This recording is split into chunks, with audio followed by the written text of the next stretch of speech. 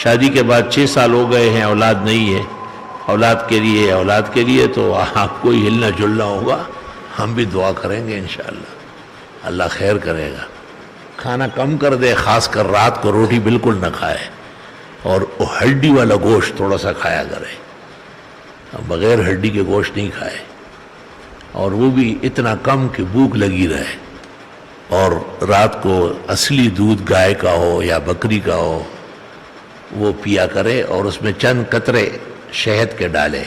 یاد رکھنا کہ شہد گرم کرنا منع آیا ہے، سخت گناہ ہے اور بدتمیزی ہے۔ دودھ گرم کر کے اس میں ڈالے، پانی گرم کر کے اس میں ڈالے، کبھی کبھی نہار منہ صبح 1 یا 2 انڈے گرم چائے میں ڈالے زردی سمیت، اور اس کو ہلائے جلائے، اور وہ بسم اللہ پڑھ کر اللہ سے خیر و عافیت و صحت و اولاد مانگ کے کھا لے، پی لے۔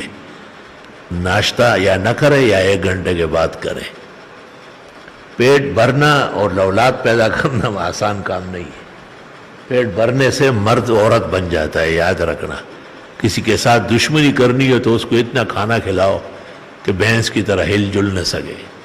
کم خوراک کم کر لے، بالکل برائے نام، جس سے آدمی جی سکتا ہو، بس تمام توانائی اور روحانی طاقت بڑھ جائے گی۔